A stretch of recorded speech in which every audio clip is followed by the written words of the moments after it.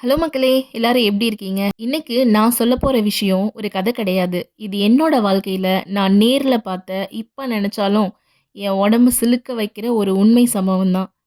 சித்தர்கள் இப்போ இருக்காங்களான்னு கேட்டா, நெறைய பேர் அது பழங்காலத்துல நடந்த விஷயம்னு சொல்லுவாங்க. இந்த அடர்ந்த காட்டுக்குள்ள இருக்கிற அந்த ரகசிய குகைக்குள்ள நான் பார்த்த ஒரு காட்சி, என்னோட மொத்த ஆன்மீக பார்வையுமே மாத்திருச்சு. சித்தர்கள் இன்றும் வாழ்ந்துட்டு தான் இருக்காங்க. அவங்க யாருக்கு காட்சி தருவாங்க? அந்த ரகசிய குகை எங்க இருக்கு? அங்க நான் பார்த்த அந்த அதிசயம் என்ன? வீடியோவ கடைசி வரைக்கும் பாருங்க. ஏன்னா நடுவுல அந்த சித்தர் என்கிட்ட பேசின அந்த ரகசிய வார்த்தைகள நான் உங்ககிட்ட பகிரப் போறேன். முதல்ல சித்தர்கள்னா யாருன்னு சுருக்கமா பார்த்துடலாம். இவங்க நம்மள மாதிரி சாதாரண மனுஷங்க கிடையாது. அஷ்டமா சித்திகள்னு சொல்லப்படுற 8 விதமான மந்திர சக்திகள அடைஞ்சவங்க. உதாரணத்துக்கு அனிமான்னா ஒரு அணுவை விட சின்னதா மாற முடியும். மகிமான்னா மலையை விட பெருசா மாற முடியும். இவங்க நினைச்சா காத்துல மறைய முடியும். வேற ஒரு உடம்புக்குள்ள போக முடியும். ஏன் மரணத்தையே ஜெயிச்சு பல நூறு வருஷமா வாழ்ந்துட்டு இருக்காங்க. அகத்தியர் தொடங்கி போகர் வரைக்கும் 18 சித்தர்கள் நம்ம தமிழ்நாட்டு மலைகள்ல இப்பவும் ஒளி உடம்போட சுத்திக்கிட்டு இருக்காங்க. இவங்களுக்கு நிழல் விழாது, இவங்க கால் தரையில படாதுன்னு சொல்லுவாங்க. இவங்க சாப்பிடாமலேயே வருஷக்கணக்கில் எப்படி இருக்காங்க தெரியுமா? இவங்க காயகல்பம்னு சொல்லப்படுற ஒரு ரகசிய முறையை தெரிஞ்சு வச்சிருக்காங்க. அதாவது காத்துல இருக்க பிராண சக்தியை உணவா மாத்திக்கிற வித்தை இவங்களுக்கு தெரியும்.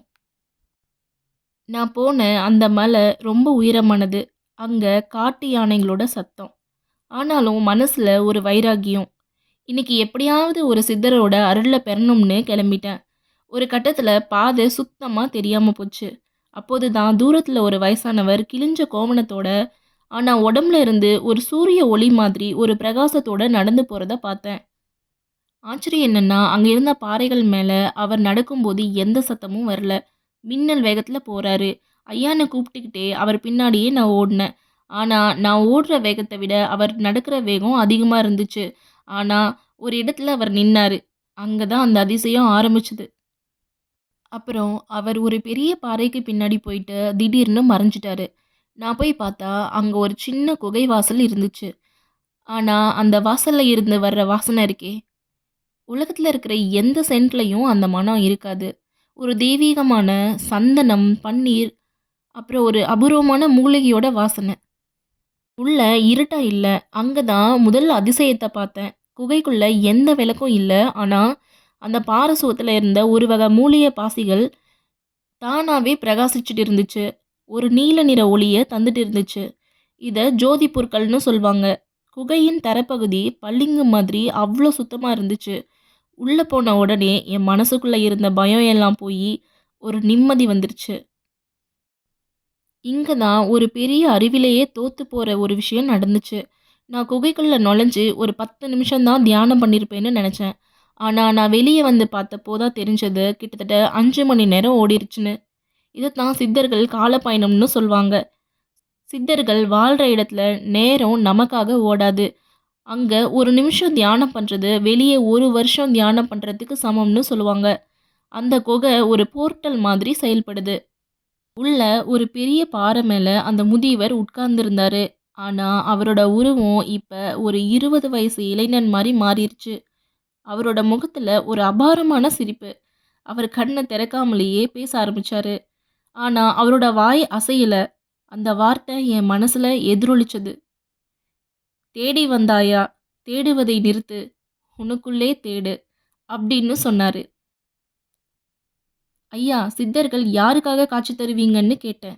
அவர் சிரிச்சுக்கிட்டே சொன்ன பதில், "யார் தன்னோட ஆணவத்த கொல்றாங்களோ, அவங்களுக்காக நாங்க எப்போதும் இருக்கிறோம்னு" சொன்னாரு.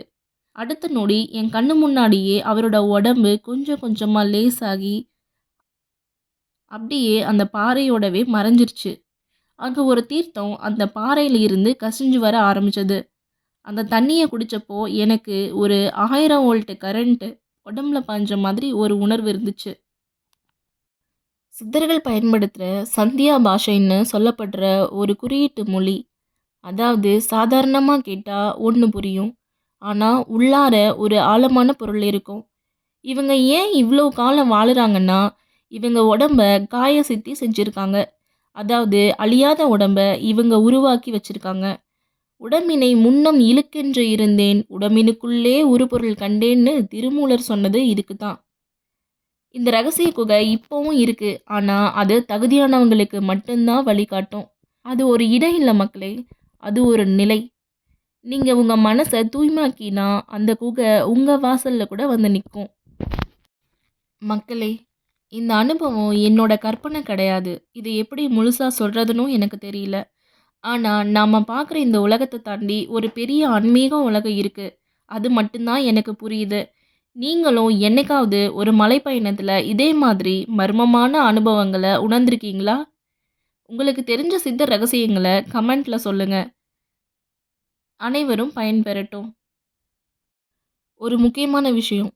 எந்த ஒரு பாதுகாப்பு வசதியும் இல்லாம, தனியா இது போன்ற அடர்ந்த காட்டுக்குள்ள போகாதீங்க. ஏன்னா, மலைகள்ல இருக்கிற வனவிலங்குகள் உங்களுக்கு ஆபத்தாகலாம். சித்தர்கள தேடி அலையறத விட, ஒரு நல்ல குருவோட வழிகாட்டுதல்ல தியானம் பண்ண ஆரம்பிங்க. அவங்களே உங்கள தேடி வருவாங்க. இந்த வீடியோ பிடிச்சிருந்தா லைக் பண்ணுங்க, சப்ஸ்கிரைப் பண்ணுங்க. வாழ்க வளமுடன். அடுத்த வீடியோல சந்திக்கலாம். நன்றி.